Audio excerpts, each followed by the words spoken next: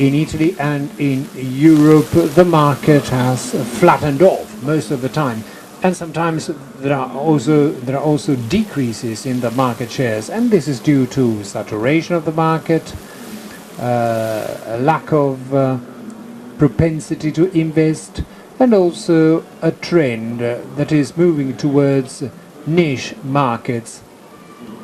Now, niche markets are not, of course, markets which are present throughout the world. They are just the tip of the iceberg. On the contrary, there are very vast areas of the world. Africa is one example. Then Latin America, some countries in Asia.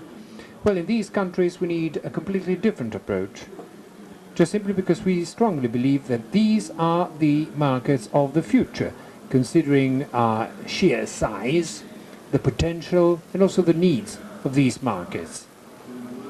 So basically, this means that these markets will be the center stage for the promotion of those activities which were so important in launching the economies of the old continent, Europe, but also of America, and in general of all those markets which have reached high levels in terms of both quality and quantity.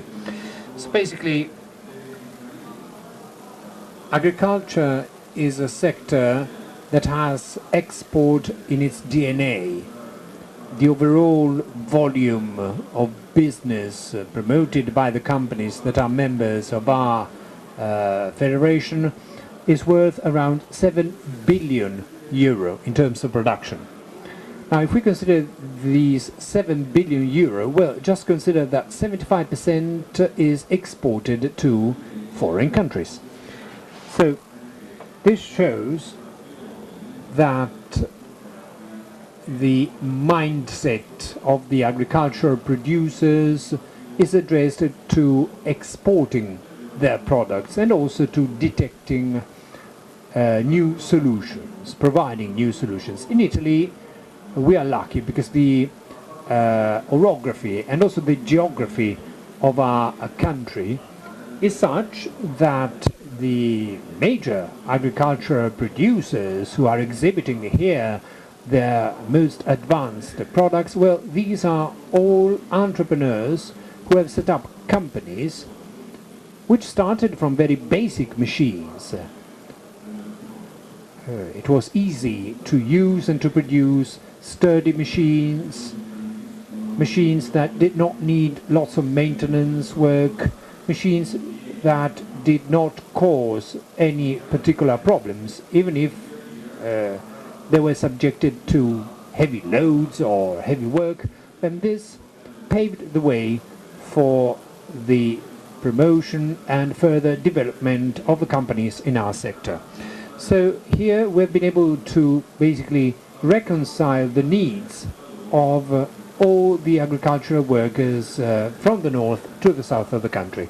So many companies kicked off by producing small sturdy machines, and then they have adjusted to the needs of different countries with similar problems and with similar needs. In Italy, we have been able to develop skills and capacities also in connected agricultural sectors. I'm referring to irrigation. Of course, without irrigation, without watering systems, it's very difficult to have a good harvest. So this is our know-how, these are our skills and competencies, and this has been the basic heritage that has allowed us to move to the four corners of the earth, even the least developed ones, even the areas which were covered by deserts. Well, we have been able to develop agriculture even in those countries and in those areas. On top of that, I should also add that we're also specialized in the production of small-size machines. In fact, tractors, of course, is the point of reference in agricultural mechanization. But of course, Tractors cannot be used in all areas or regions. Sometimes smaller machines are needed, smaller in size, and also cheaper machines are needed sometimes. So maybe one might start with a rotary hoe, with a rotary cultivator, a small machine for tilling the land. And so we have been able to cater for those niche sectors which are anyway very important for the economic systems of these countries. I remember I was a young boy and I remember that my company supplied small-sized tractors. The Smalley was its nickname, to Cuba, because basically these small tractors were used in sugarcane cultivations, coffee cultivations, and so with these small tractors it was possible to use these tractors could be used in these cultivation areas. Now this happened in 1969 and many of these tractors are still working. Now the time has come to replace them. We hope they will replace them now. Anyway, we do realize there are many different types of needs, and we also understand that we are experiencing a moment of difficulty at the international level, in particular because we must guarantee an adequate food supply to all the populations of the world. And by the way, the numbers are going up. The numbers have gone up dramatically. By 2050, planet Earth will be inhabited by 9 billion people, according to the estimates. And so it will be necessary to guarantee an adequate supply of food, nutritional food, to all the 9 billion people who will live in the world by 2050. And this means that agricultural production will have to be supported by mechanization, adequate mechanization. Now, a very simple gross calculation tells us that a small tractor, a small rotary hoe, a small agricultural implement is the equivalent of 100 workers. So you see that it's very easy to draw conclusions. An agricultural machine, when it is correctly used, as a multiplier effect. And in some areas, tractors are also used as a means of transport. Basically, material, stuff, and also people can be transported from one place to another, because otherwise these people would have to go on foot. So, in our opinion, agricultural machinery is the sector of the future, because it has also an important social component, a social task, and this is exactly what we're going to talk about in this meeting. Now, of course, we have analyzed a number of partners. We have started cooperating with a number of partners with the right skills and competencies.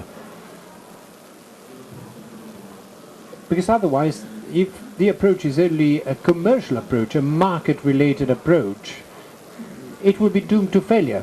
I've had the opportunity to talk to the chairman of the FAO, and we said to each other, well, in the 1970s we sold machinery, agricultural machinery, to developing countries, and that was it.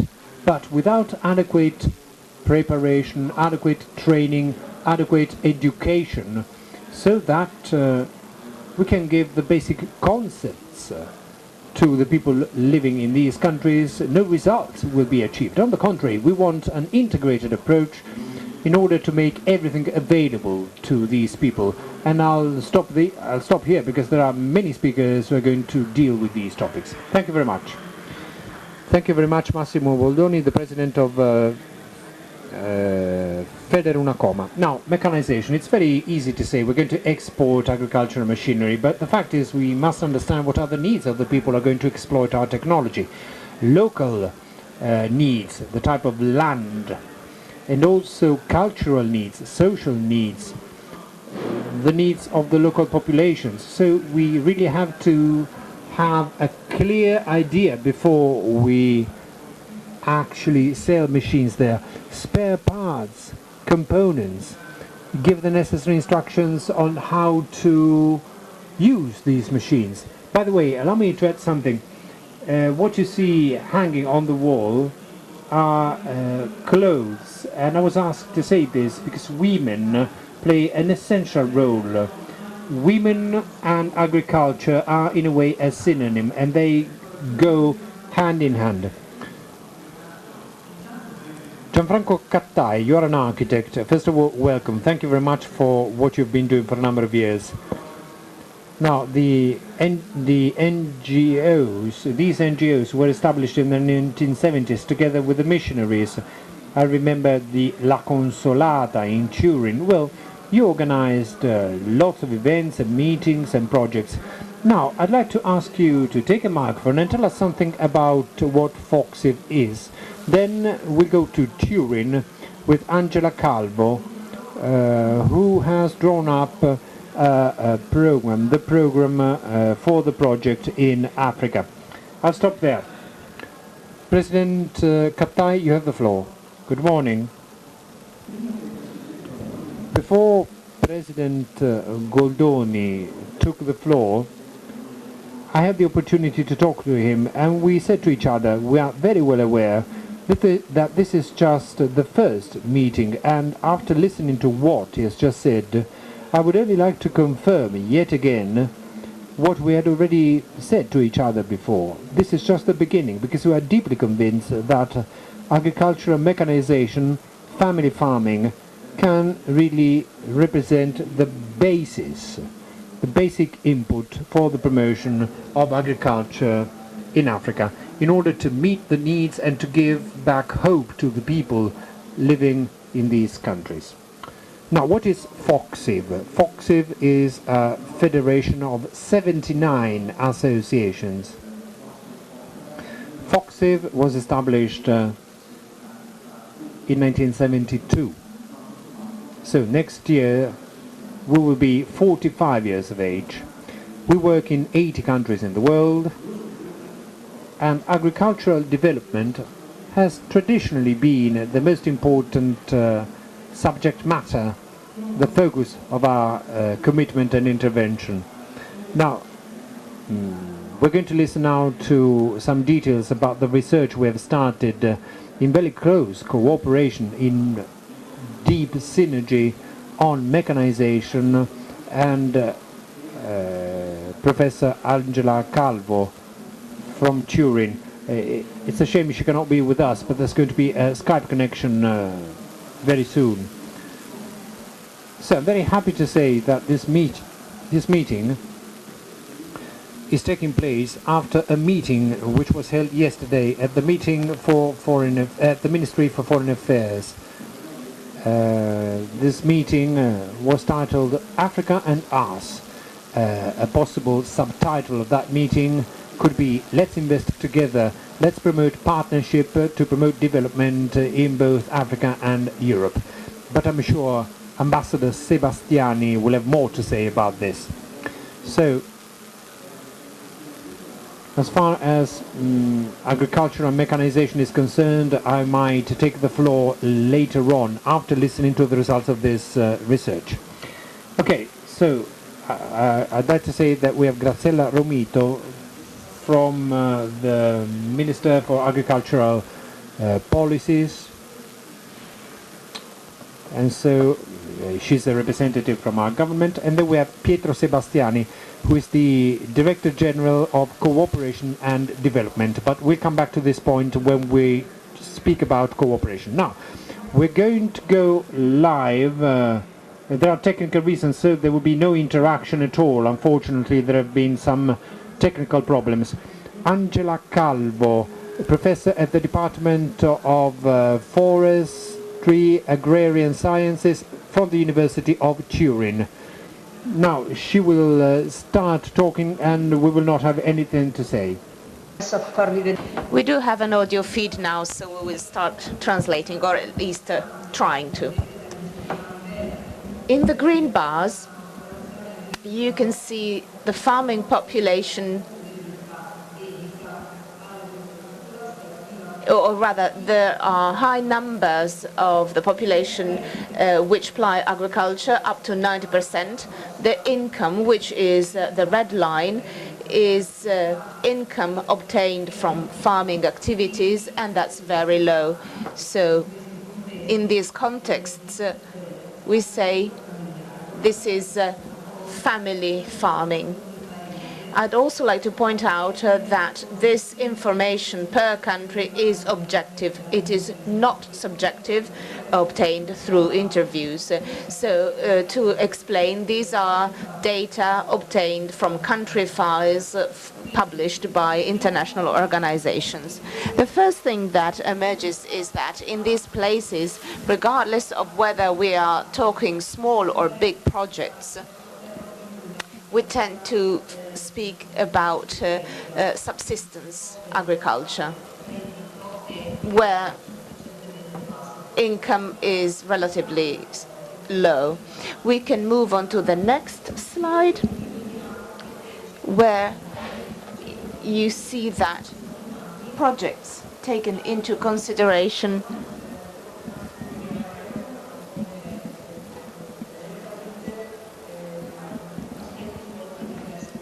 had very different results. Excuse me, says the speaker. So what I wanted to highlight is that these projects are never exclusively agricultural or aimed at farming, but the majority, 50% actually, have social expectations and consequences. A relatively high percentage, 25%, also refers to training in farming and other agricultural activities. We should also bear in mind that in countries analyzed, farming surfaces, which can be farmed with machineries and other tools, are usually less than 20 hectares. So since we're talking about small family farming, the amount of land that can be farmed using agricultural machinery is very small. Another thing I wanted to point out is that in terms of projects analyzed, surfaces farmed by the family, before I was mentioning surfaces in general, but now I'm speaking about surfaces farmed by each family, are on average 1 to 1.5 hectare, up to 2 hectares at the most. So small surfaces farmed by small farmers, and the rest is farmed by groups of farmers or the institutions. We can move to the next slide on the features of the household, the family groups. Numerous families, on average 8 people, with a very low level of literacy. We reach 50%, so half the people are either totally illiterate or barely literate, which means that over time it may become difficult to read even short texts or carry out basic arithmetics. What emerges from the interviews, and that's a positive trend, is that the younger generations tend to be better schooled. Young boys, girls tend to be neglected, as is often the case. We can move on to the next slide. And here you see that projects have funded and promoted crops which already existed. Only in a couple of cases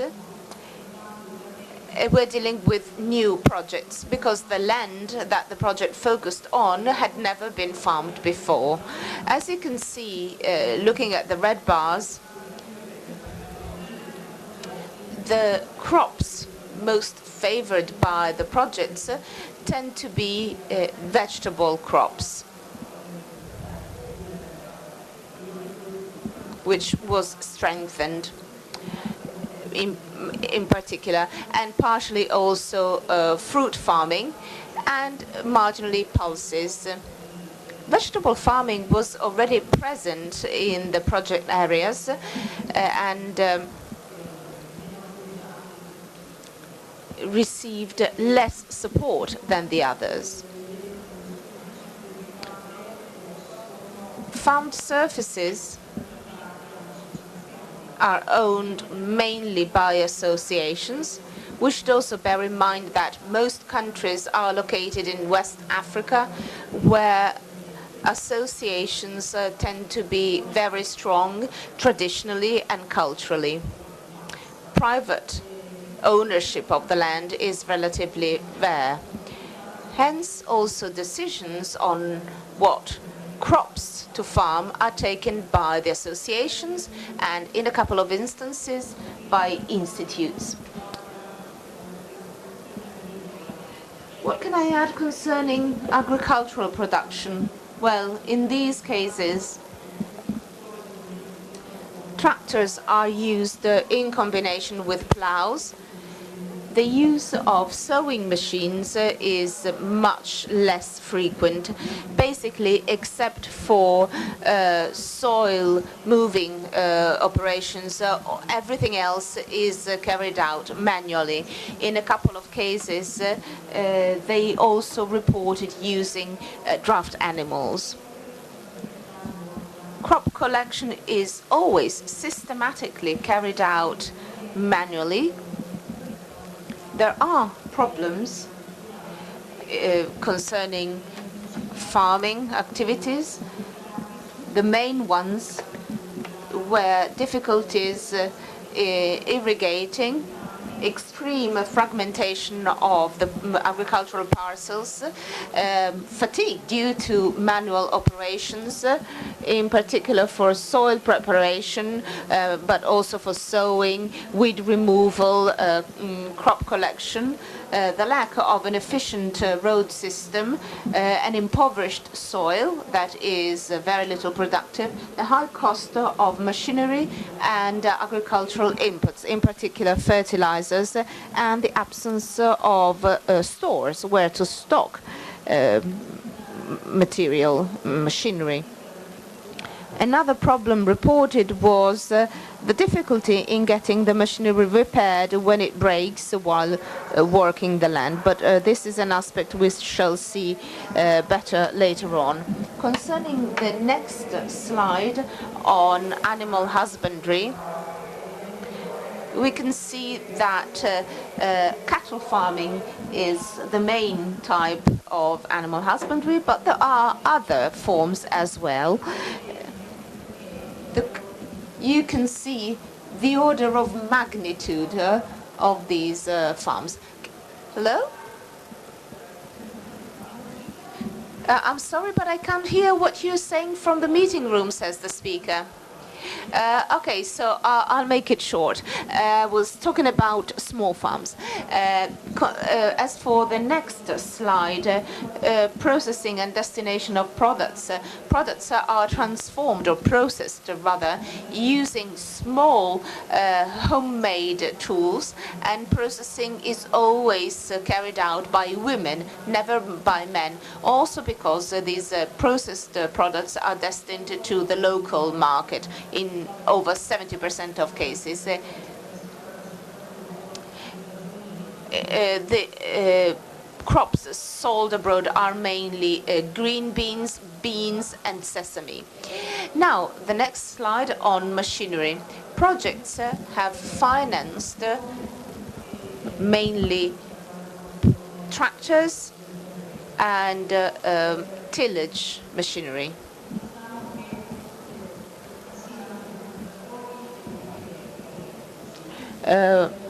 Furrows and similar machinery. The average power is approximately 60 kilowatts. And machinery is always operated by qualified operators. In all but one case, the machinery is not used for crop collection.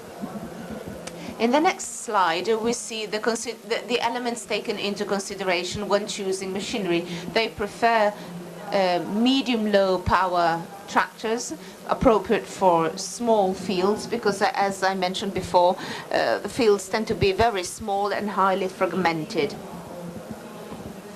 I prefer to buy tractors with a low price and offering the possibility of performing at least routine maintenance with no major problems. Ease of use is another parameter taken into consideration, whereas only in a couple of instances the machinery, in this case the tractor, was bought resorting to the local technical assistance center. So they are generally low to medium power machinery, low maintenance, easy to use. In the next slide, you can see some comments. I have quoted actual comments on the machinery that was co-funded or funded entirely by the project. The machines are used to strengthen the small local economy, and when that is the case, there are positive consequences.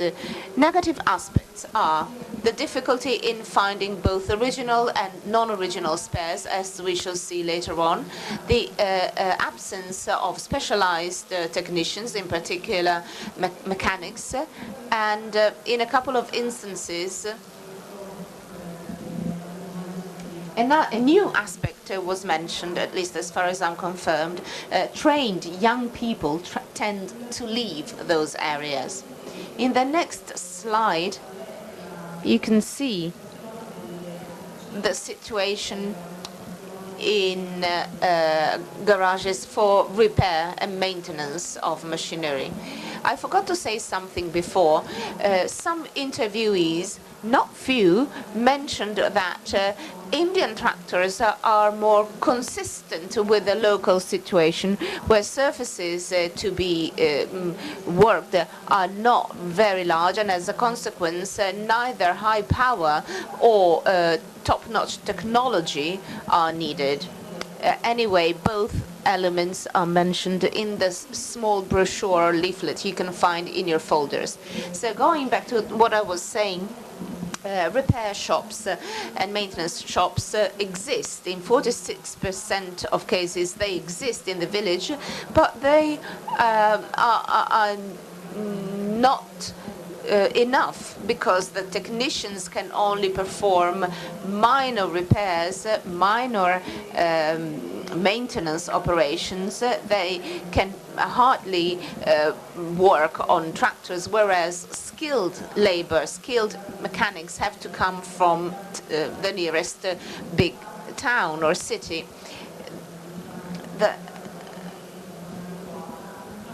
This lack of local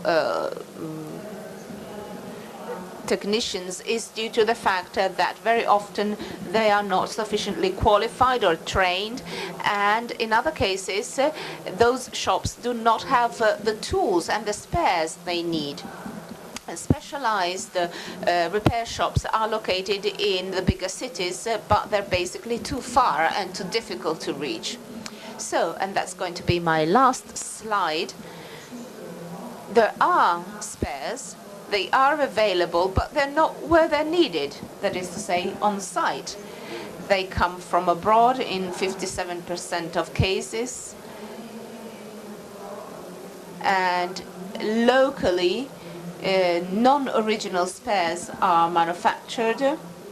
There's a very flourishing market of Indian and Chinese spares supplied with a 1 year or 2 year guarantee.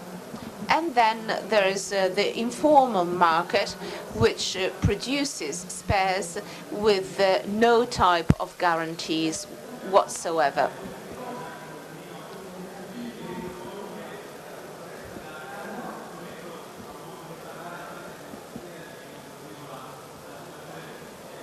I have one more thing to say, but if it's not necessary, I can stop here. And now, unfortunately, from the interpreter's booth, we no longer get the proceedings in the meeting room. Dilungati tantissimo. Abbiamo due amici con So now we have two friends who are going to report their experience, because today's idea is to hear from those who know, who do. So I'd like to invite Francesco Mele from he comes from Turin, if I'm correct. So I'm going to leave you the podium, asking you to please keep it short and share with us your experience. Thank you. Thank you. I'm going to tell you of two projects in two different areas, one in North Senegal and in northwest Senegal, bordering with Mauritania, and one in Guinea-Conakry, bordering with Mali. These are projects put in place by the Ministry of Foreign Affairs, three-year projects, one ending next year, the other one ending in 2 years' time. They're different because one is in the Wallo area, the river Senegal, with irrigation farming performed, and that's the rice farming area, which is also the focus of attention of the Senegalese government, whose objective it is to become self-sufficient in rice production by 2017. It's a very advanced agricultural development area, and it's also advanced in terms of mechanization, even though it is a complex area. The main types of mechanized services provided are currently provided by farmers themselves, who for different reasons have access to agricultural machinery provided by the state, and then privates who, after years, started renting out agricultural machinery. In Guinea, the situation is totally different. There are no irrigation systems. It's a family-run agriculture associated to the rainy season. Now we are witnessing the creation of some irrigation canals, but from the point of view of mechanization, it's still virgin land, because the first tractors were introduced by the consortia of Italian NGOs managing this project in conjunction with the ministry back in 2010-2011. So Chisbe and Elidiano have introduced the first tractors in North Guinea. In general, based on our data, out of 30 million tractors in the entire world, only 100,000 are in Africa. As already mentioned by previous speakers, the type of development that can be promoted via mechanized services is a development that must tally the local needs, local history, local culture. It's true that many farmers are illiterate in those areas, but many of them have a long-standing family farming culture. The most outstanding organizations in this respect are farmers' associations, which for years have been working together to develop the local area. So there are very strong traditions. And as pointed out by other speakers, there are different experiences in Senegal with multinationals which brought 40, 50 highly sophisticated means, but which failed to reap results, precisely because these development projects were sort of top-down and did not find the correct conditions in order to root and produce profits for the multinationals and development for the local communities. I think that's enough to give you a general overview. Thank you for the time allotted to me, and have a nice continuation of your proceedings. Thank you, Francesco, for sharing this with us. Best of luck to all those working locally. Going back to what you said, I didn't know, but this morning I received some data that I found concerning. Agricultural mechanization in the African continent amounts to 3% of the world figure, so a very, very small figure with plenty of room for improvement. Now we're going to hear from Paolo Cesani from CEFA. Would you rather sit there? Yes, I'll be very brief, even though I'm sitting down. So we're talking among friends, and I would like this to be a friendly interaction. So, Paolo, you have the floor. Thank you. Good morning, everybody. I will not speak of a specific project. That will be done in the afternoon. You're welcome to come if you want, if you have an interest in that. But what I wanted to say is the following. In 2050, there will be 9 billion of us living on this planet needing food. Hence, food production will have to go up. Who will produce that food? That's the basic question. A question that we should try and answer in light of what's going on around us in the world.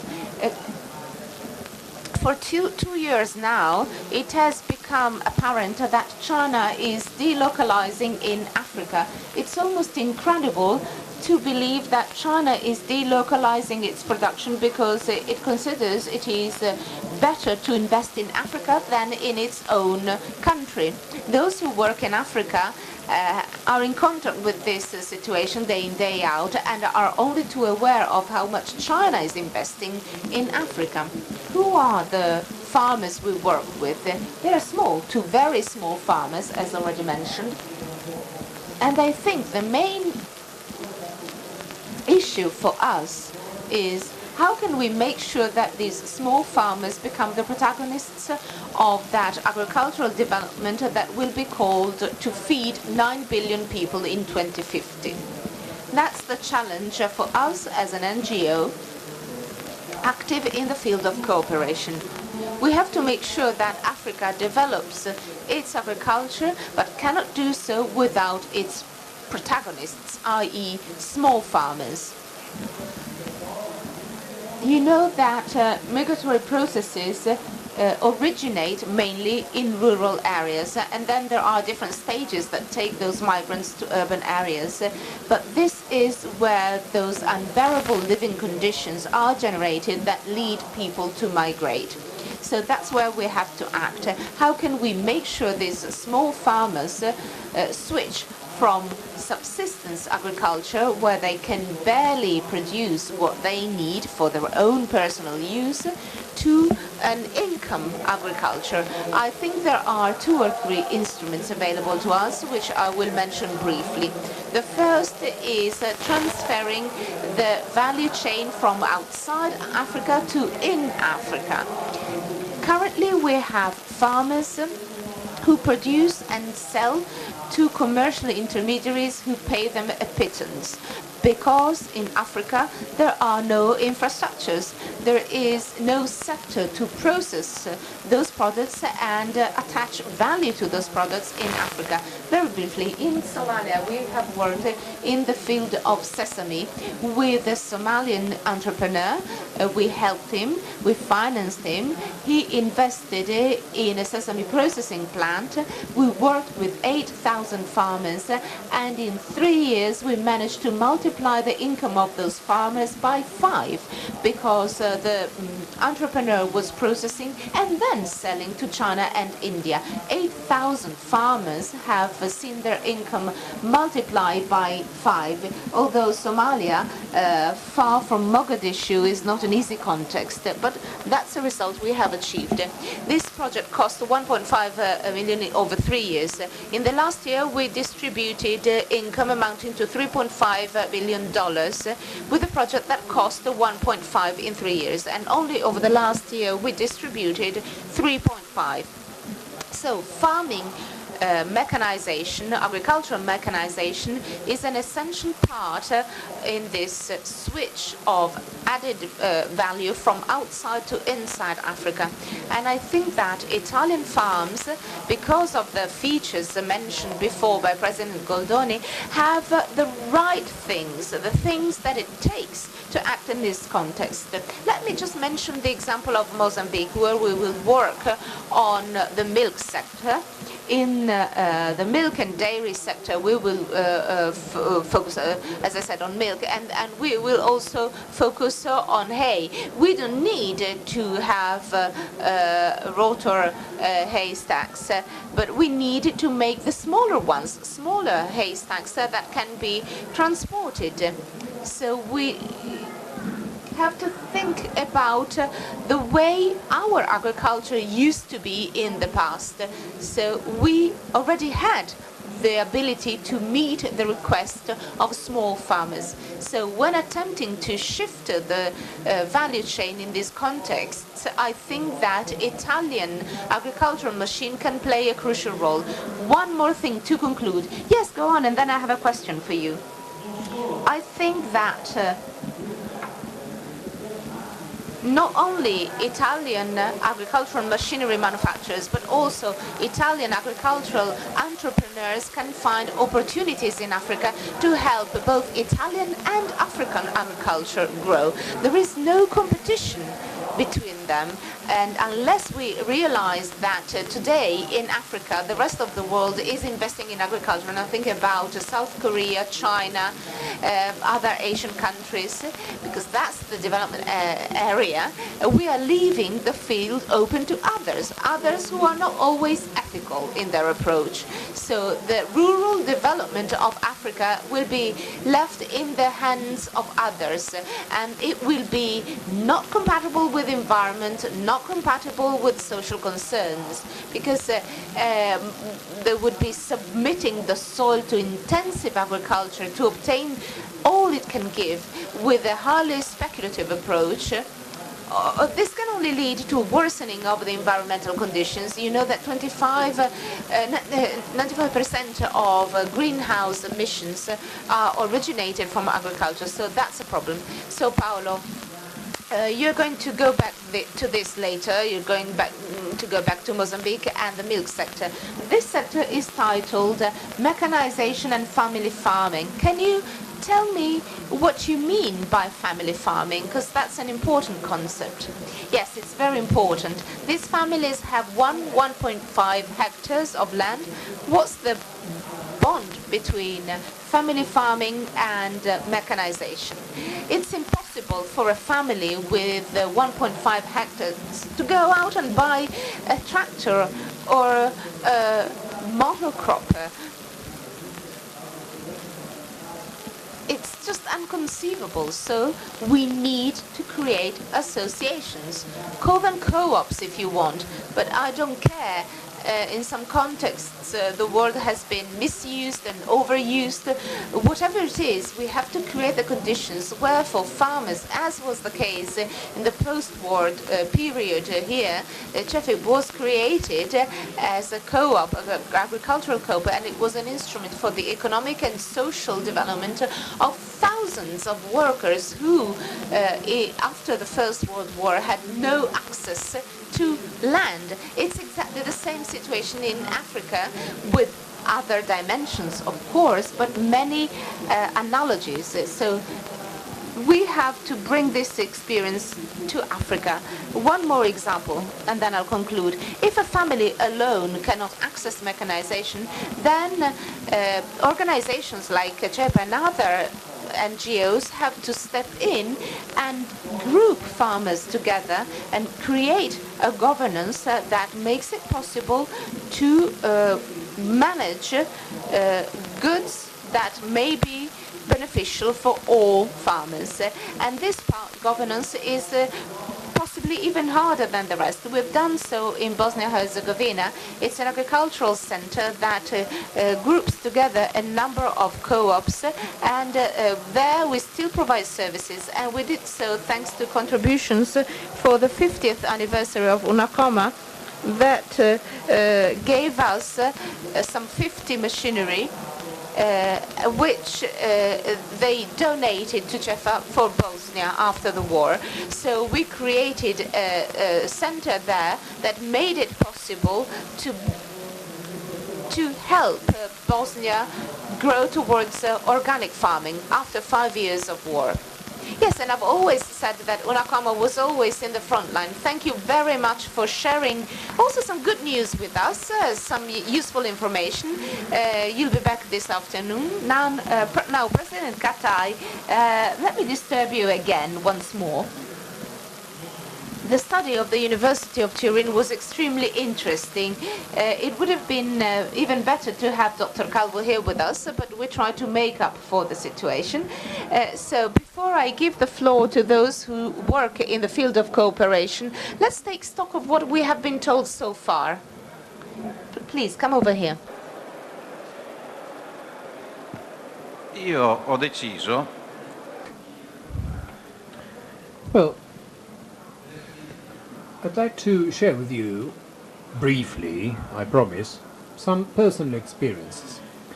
In the 1980s, Focsiv decided to invite the Minister for Agricultural Policies from Burundi to Italy. Now, what was the aim? The aim was to boost the development of both. And so it was important that a minister from a very small country, even if quite densely populated, would come to Italy, and was asked to accompany the minister during his visit to Italy.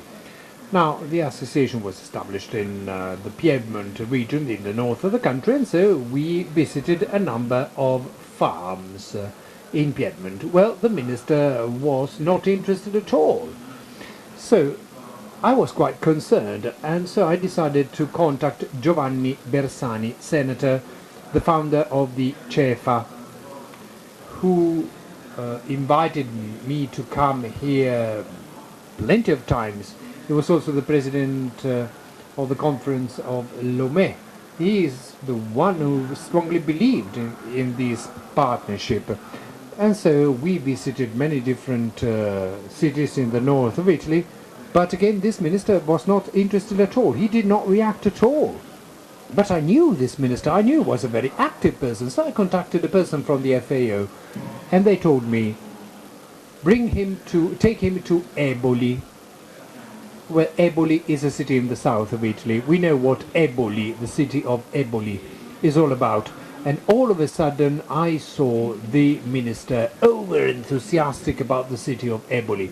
Why was this the case? Well, here I'd like to go back to what Paolo said before, because he saw what was the situation of the people living in Eboli. The peasants, the farmers, the producers at Eboli lived exactly in the same way as the peasants in Burundi.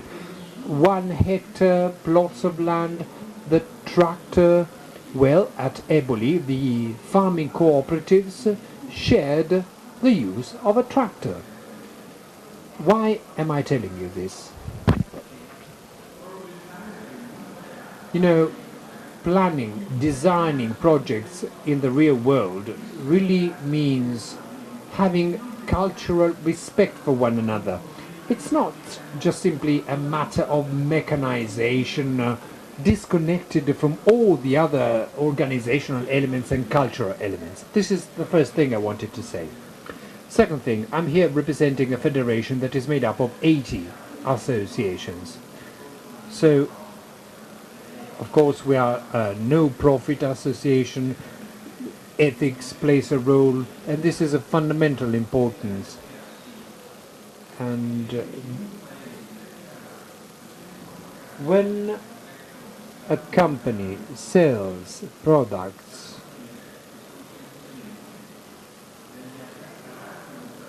and sometimes these are just plows that are thrown away because we are not using them in our country. They just simply be repainted and then they are sold. And this is not good for us. It's not good for the companies that do that. This is not good also for us. This is not an equitable, fair agreement. We must understand this and we must stress this. And then I have a third example I'd like to share with you, again based on my personal experience. This has to do with technology used to boost development. In a country like Burkina Faso, I was there and I needed a special type of plough. So I asked a local craftsman, retired by now, who has always produced ploughs in his life, he was from Italy rather, whether he was able to adjust an Italian plough so that it could work in Burkina Faso. And he was ready to do so, and he did that free of charge. And I said to him, okay, that's all very well, but you have to come to Burkina Faso because I want you to come here. I'll pay for your travel expenses. I want you to see whether this plough can work. So this craftsman came to Burkina Faso, and the first thing he did, he started to cry. And he said, my plough will never work here because I had never imagined the conditions of the land. Despite all the descriptions and all the data that you gave me and the snapshots, the photographs you gave me, I could have never imagined that the land was like that. My plough will never work here. What does it mean? Working for the real world means being in closer contact with the countries you are going to export to. Now, we are here at a trade fair. Federunacoma is one of the organizers, but we have to be perfectly frank and honest.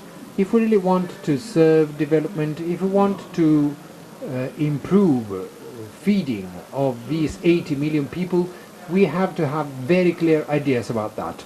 And I'll come to my conclusion. You might ask yourselves, Focsiv is a federation of Christian organizations. So maybe Focsiv now has decided to start selling agricultural machinery in close cooperation with Federunacoma? Of course not. Why are we dealing with these projects then? Well, partnership plays a role because there is a target, an objective to achieve. And the encyclical by the Pope, Caritas in Veritate, stresses quite clearly, and I quote, "It is urgent that we get down to work in order to establish a market economy drawing its inspiration on the principle of distributive and social justice, which can include, at least theoretically speaking, all the peoples, and not just the ones with the right level of mechanization. There must be private enterprises, which are of course profit-oriented, but also the different types of public companies, or state-owned companies rather, which of course must correctly develop in the south of the world, also promoting the role of those associations which pursue mutual partnership and aid to the countries in the south of the world. So this is the principle. We need a market that should be centered on human beings, and this is one of the missions of Focsiv and all the Christian NGOs. We are very happy to share this focus through this experience jointly with Federunacoma. Thank you. Thank you very much, Mr. Chairman. Perfect timing. And so I think we now understand that there is quite a lot of work to do. Now it's up to us to see how we should avoid any mistakes. Now, today our aim is to focus our attention on cooperation. In my preliminary speech, I said that maybe some mistakes have been made in the past, even if sometimes in good faith. We have Pietro Sebastiani with us, the General Director of Development Cooperation. And this morning we might take stock of what is the current situation, and then let's see how we can achieve our results. You have the floor. Yes, good morning. First of all, I'd like to thank Focsiv for organizing this meeting this morning. Yes, maybe I might come to the podium, or maybe there's a better mic there. Yes, please.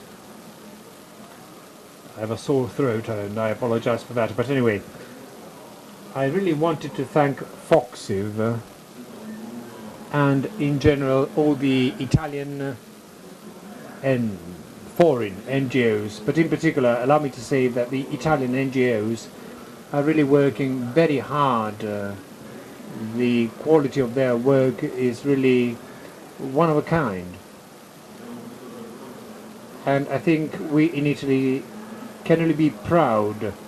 We, the representatives of the Italian government, are very happy to be given the possibility and the opportunity to rely on so many NGOs which are so different from one another, with different origins, different sources of inspirations and different potentials. Now, before I say a few words about mechanization, I'd like to remind you what is the role of agriculture in Italy, how important agriculture is in Italy. So I was a member of the IFAT, the World Food Programme, the FAO.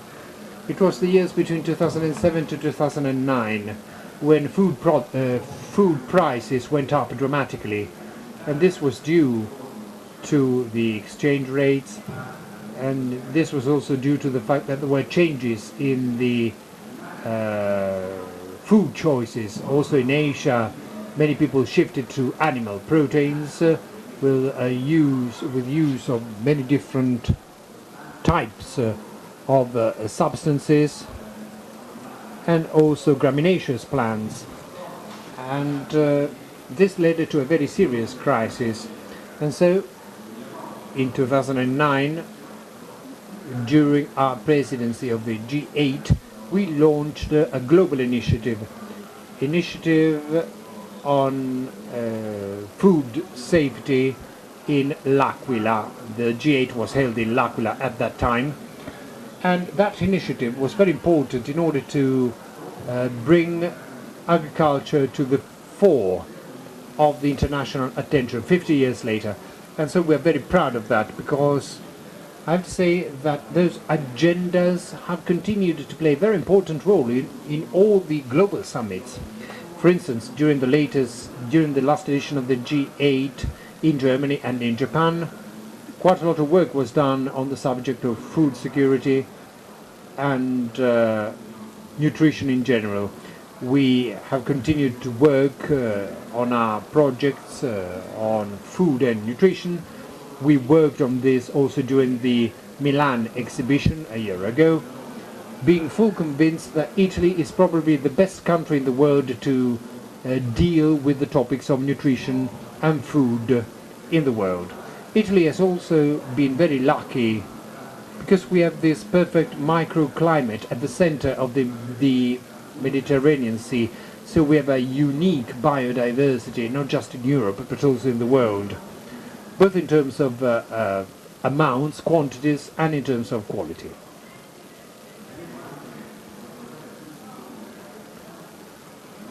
I would also like to stress that our cooperation efforts have always been focused on the role played by agriculture. And in fact, Italy represents a role model in the world, in particular in developing countries, because agriculture in Italy is a sum total of different types of agriculture. The agriculture along the Po Valley, Mediterranean agriculture, hill agriculture, small plots of land, and very large plots, large farms. And agriculture in Italy is also based on the principle of association. We also have institutions which guarantee credit to even small farmers, so we have a credit system to help farmers. But then on top of that, and here I come to the topic of today's meeting, Italy has played very important roles in packaging, the cold chain, agricultural machinery, etc. Now all of this allows us to be at the forefront. We are a benchmark in the field of agriculture. And in particular, we can be a benchmark because of the quality we promote. And this quality, the principle, the concept of quality has to be reconciled also with a humanistic approach. We always focus on human beings and on the needs of human beings.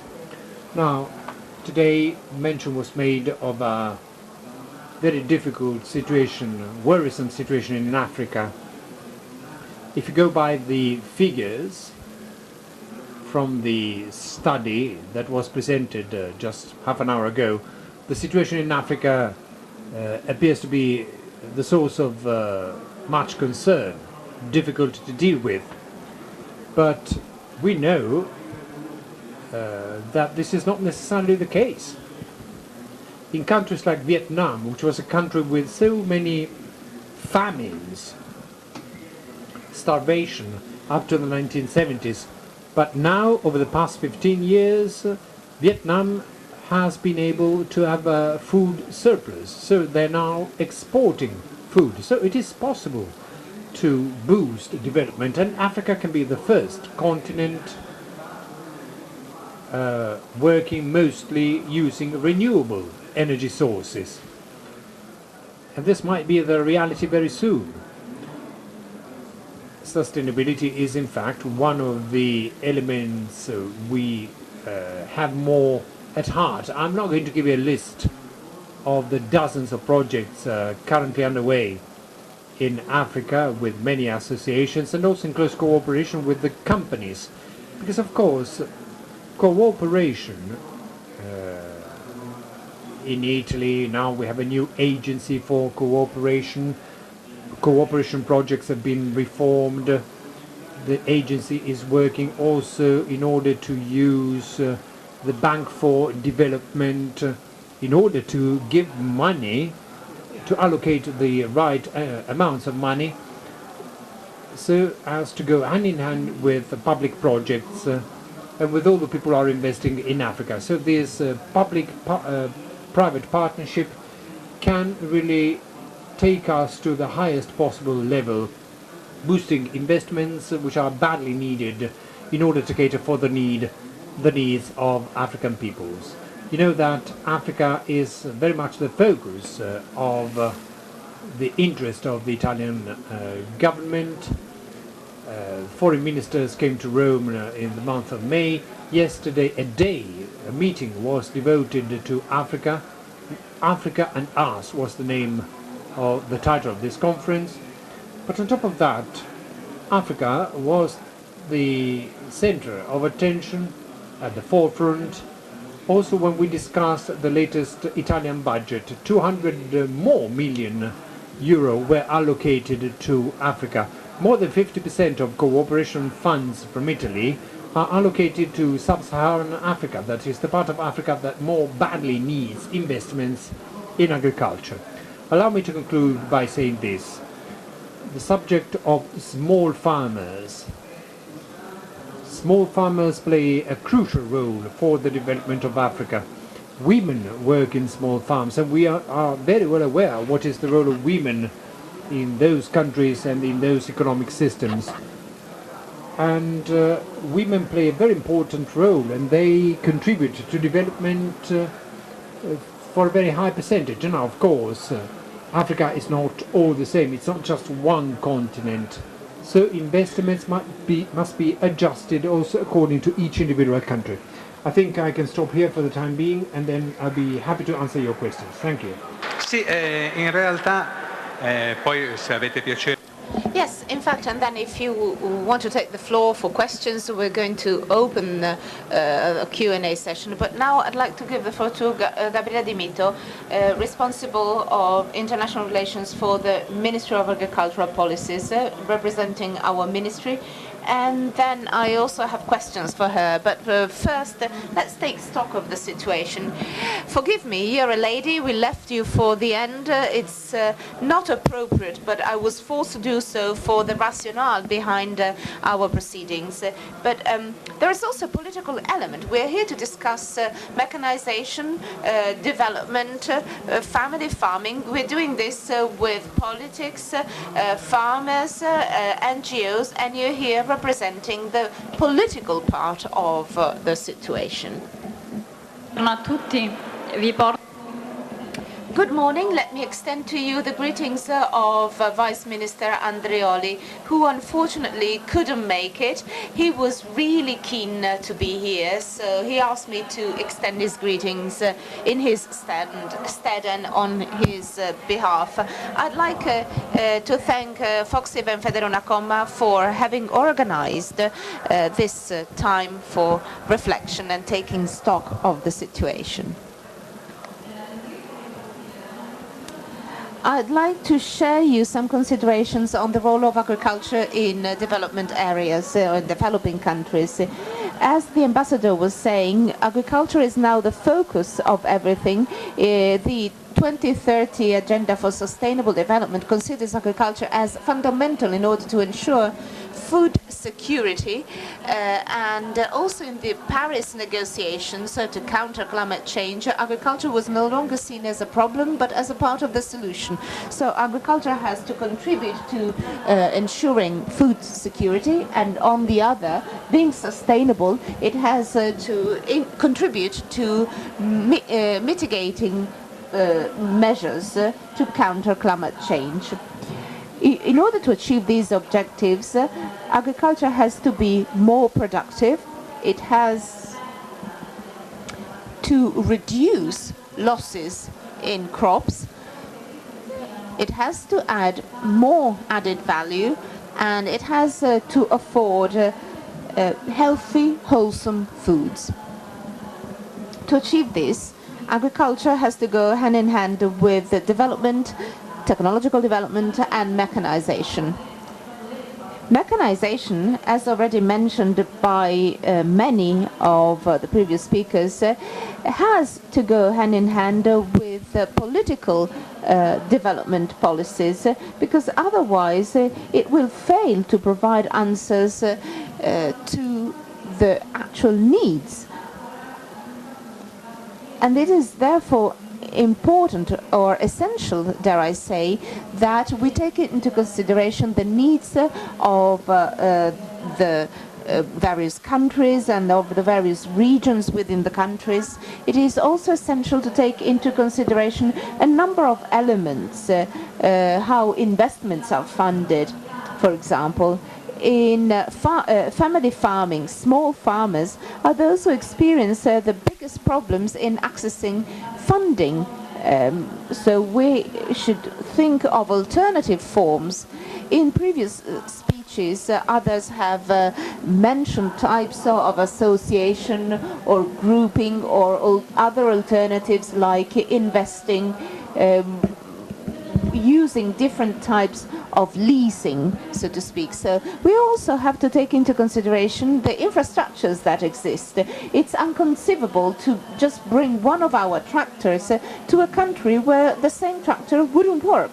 So we have to join forces with the African governments, with the African farmers, with those producers who decide to invest and to export farming machinery there.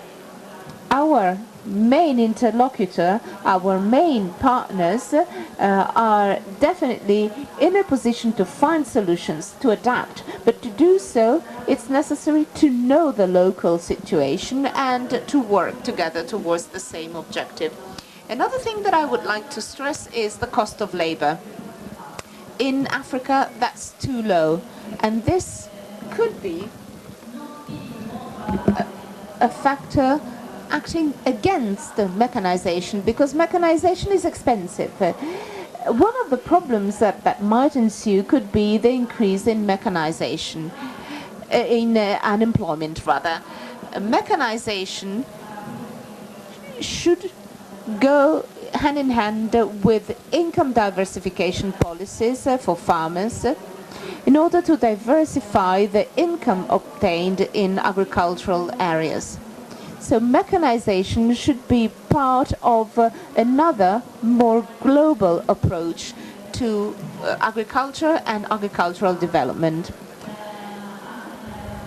Others, including the professor from the University of Turin, said that very often there's a lack of skills. So you sell the machines, but you should also conceive a system where for those who buy and receive the agricultural machinery can then provide for their maintenance and upkeep. To do this,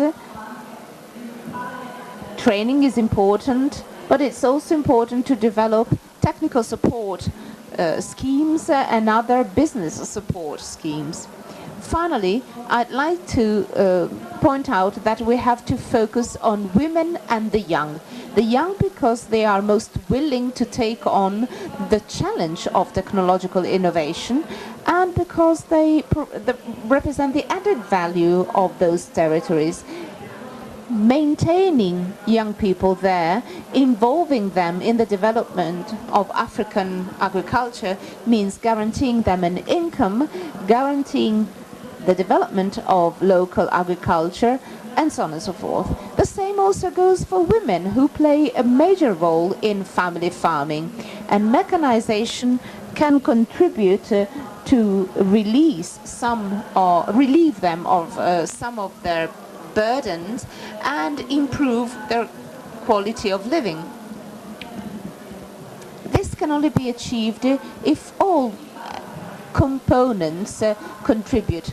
That includes manufacturers of machinery, politicians and farmers, of course, because they are the real protagonists. Thank you. Thank you, Dr. Romito from the Ministry of Agriculture. You said we have to make people join their forces to ensure sustainable development. Many people have questions, and I think I can voice one if I ask you, how do you actually go about all of the things that you mentioned? Sì, dunque, allora, il procedimento è molto... Now, it's relatively simple.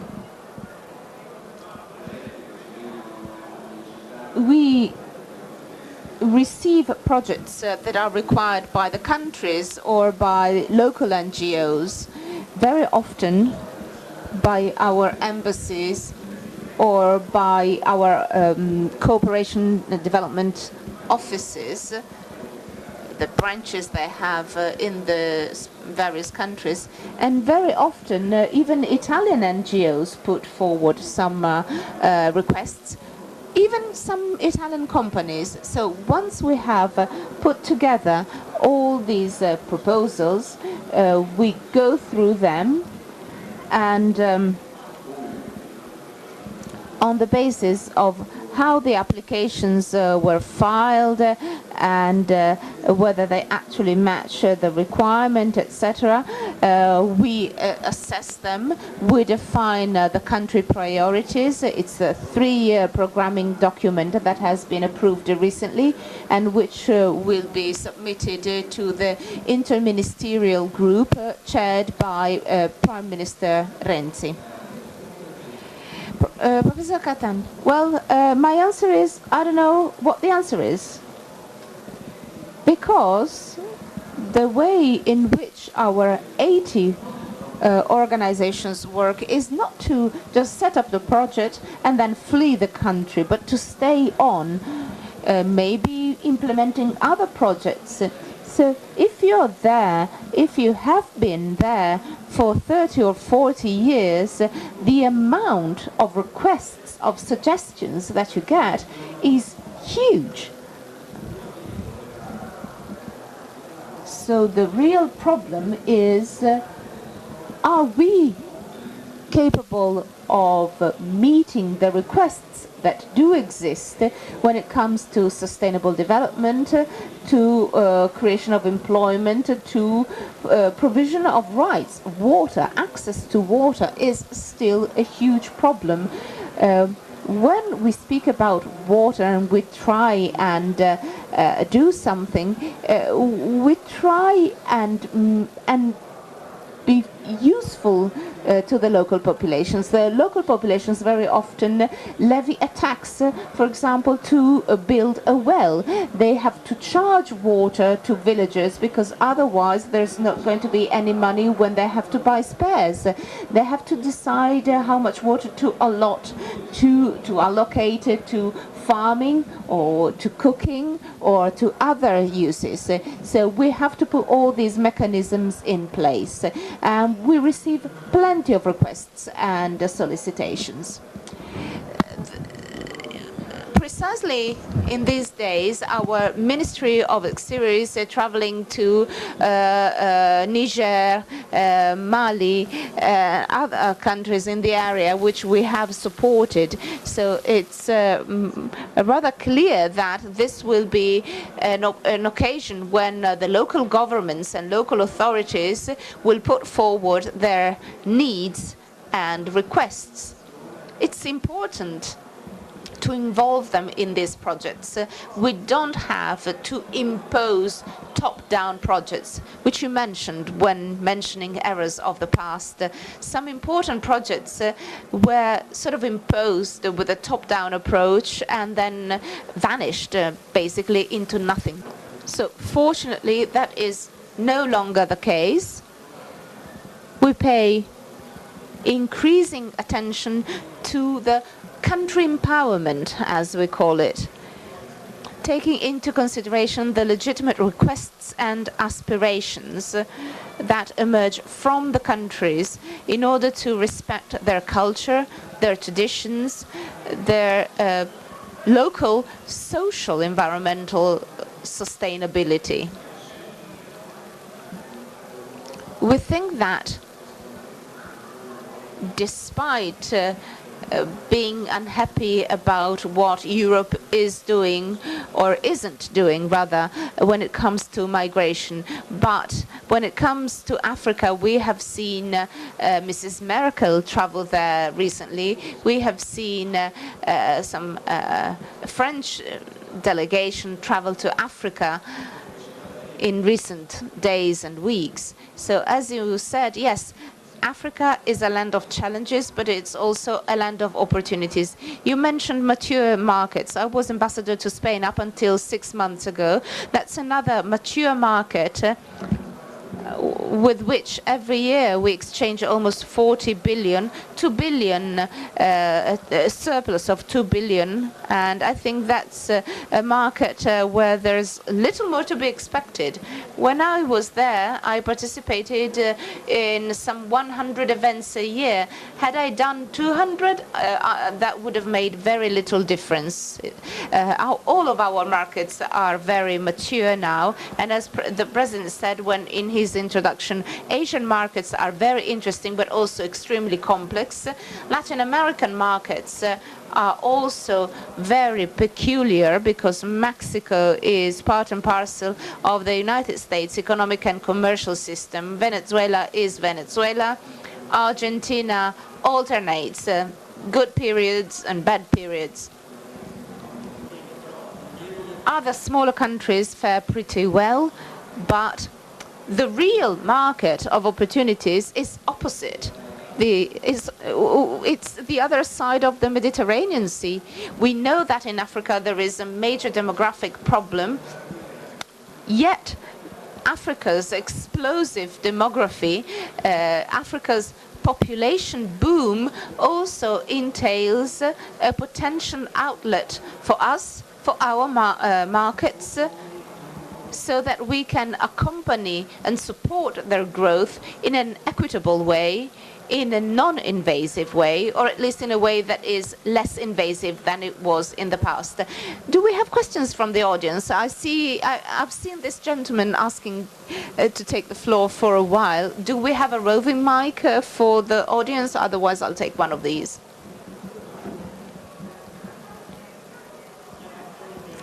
My name is Antonio Perrone, and I'm a farmer from southern Italy in the province of Taranto.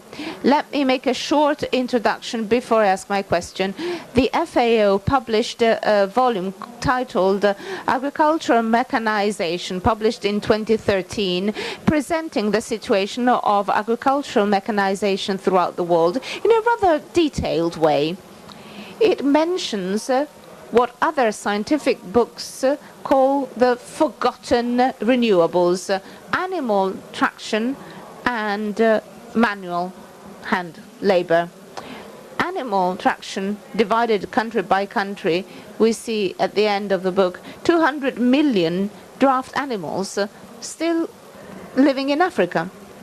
That increases farmers' productivity by a factor of 4 or 5. So it's a sort of intermediate technology in order to put together the resources necessary to buy the tractors. Let's not neglect this. This technology is mature for transport and for, let's say, traditional farming, but it's still totally immature to feed machines which can be used, for example, to clean, to remove the chaff from the wheat. Threshing machines, and a very important objective is to achieve that productivity gain. As a small farmer myself, as a small businessman, I have prepared some prototypes. I've been invited by the FAO to present them in the conference they organized back in 2008. Now my question. My machinery has been type tested in Monterotondo. So my question for the Department for Cooperation and Development is, maybe because I'm a small entrepreneur, maybe because of my personal profile, I could not create an association. I do some sort of voluntary work, let's put it that way. So what resources are in place to allow me, my type of simple technologies be made available there? How can I access funds for research? So not necessarily cooperation activities or initiatives, no invitations by the countries, etc. If they existed, I'd be only too happy to have someone with me help develop this project further. It's on the website www.wetap.eu. Yes, thank you, but I think... So my question is, what type of collaboration can I have for this line of activity? Well, the new law 125 on cooperation is extremely innovative in this respect. It's a law we have been waiting for many years. It may not be perfect, but it's extremely modern in that it anticipates the 2030 objectives. So it was very forward-looking. It opens many opportunities for civil society, for NGOs, for small entrepreneurs, small businessmen who can join forces with other businessmen through trade associations, other types of associations, organizations, for example, resorting to the Cassa Depositi e Prestiti, providing guarantees, facilities for small investments, maybe together with public, national or European investments, can achieve that multiplier effect, multiplying by 5, 10 or 20 the initial investment. Anything to add? Well, I'm pleased to say that in the new law, the Italian approach is specified as it being a system for 3 times. So we, as a country, for the NGO world, we should pull together the knowledge we have of what happens so that we are in a better position to meet the various requirements. You reintroduced the concept of animal draft. We've always been very attentive to that, but today I think that different solutions must be offered to different areas in terms of technology. So we have to make sure we provide the appropriate technologies, because by joining forces more and better here, we can provide more and better responses there. Well, I wanted to add something. Maybe you already know these tools, these instruments which exist for supporting agricultural development and machinery. So the rural development programs, you can access them. In the region of Apulia rural development program, there are various investment opportunities, whereas when it comes to innovation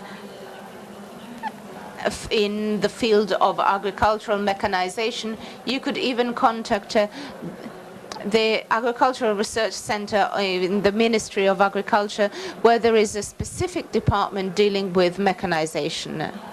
So you already know that. Good. Any other questions for our speakers? Otherwise, we can maybe wrap up this meeting. Personally, I found it extremely useful because it provided great food for thought. It opened our eyes on some ideas. Sometimes we tend to have preconceived ideas on how things work, on how situations are, and then when we take a look, that's not the case, and it's very often much more complex than we think it is. So I'd like to start with the president of Focsiv. Well, first of all, I hope that we have collected all of your email addresses so that we can update you with any novelties. However,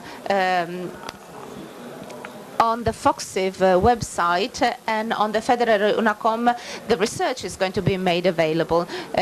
President Goldoni has already said that this is only the beginning. It's the beginning in a process which I hope, or rather I'm confident, will see us work together with the Ministry for Cooperation, the agency and the Ministry, because I think all efforts aiming at providing partnership solutions, and by partnership I mean both economic and solidarity partnership between Italian, European countries or experiences and African counterparts is the way to go. I'm absolutely confident that the Ministry of Agriculture, of Food and Forestry will be with us in this. We are persuaded that will be the case because we think that help is not enough. We need consistency in our policies. Minister Andrea Olivero has said this. This was also one of the topics dealt with at the Expo in Milan. So I think that's one of the things we have to bear in mind for next year's appointment. So next year we'll be back here to take stock of the way we have done in 12 months. Thank you. And now we'll keep our one lady for the end. Yes, because of course they play a very important role in Italian cooperation, as you know all too well. Allow me to conclude on a somewhat optimistic note. Italian cooperation is growing in terms of quantity. It is growing in terms of quality as well. we are already starting from a very good level anyway. So I think we can say that the process of integration of our country as a system, and there is a general partnership among all the various ministries. The colleague here represents one of those administrations that promotes cooperation projects, but the Ministry for the Environment, the Ministry for Home Affairs, all of these ministries promote cooperation projects, and we met last September in line with a law, but also in line with a need that all the administrations deeply felt. At the Foreign Ministry, we sat around the table in order to pave the way for a meeting, and 4 undersecretaries from different ministries have taken part in this meeting. So basically, all the Italian administration has decided to sit at a table and to think, avoiding waste, avoiding duplication, and we should not even forget the importance of checking the results, because after all, cooperation means working together and also bring benefit to those who are on the other side of the cooperation table. As you know, there is also a very important role for civil society, and so there will be many different opportunities for each and every one of us to join forces, the government, the civil society, the NGOs, etc. Now, I've spent 34 years working in this field, Italiani siamo sempre molto and initially we are always very quick when it comes to making progress. So I'm somewhat optimistic and also enthusiastic in the work we are doing, also thanks to the people who are working with me. And now the floor to Ms. Romito. It's up to you to conclude. Yes, I would like to thank you for this day. It was extremely interesting. We've had the opportunity to listen to a number of different experiences in Africa. The Ministry for Agricultural Policy is perfectly aligned with the thought expressed by the President of Focsiv. We are more than available to lend a hand, and we will take part in this cooperation process. By the way, this minister, in the past we had a changeover of ministers. Now we have had the same minister for a number of years, and of course this should improve the quality of your work. Yes, our minister is very active. He's doing quite a lot of things for Italian agriculture. The Italian Minister for Agriculture plays a very important role also at the international level, and he has a particular feeling for international cooperation. I'd like to thank the speakers, Federunacoma, Focsiv, and also I would like to thank you for being with us. And so it was a nice morning. But Eima for Africa does not end here. There's going to be a lunch break, and then there will be lots of very interesting events in the afternoon. Thank you. Goodbye.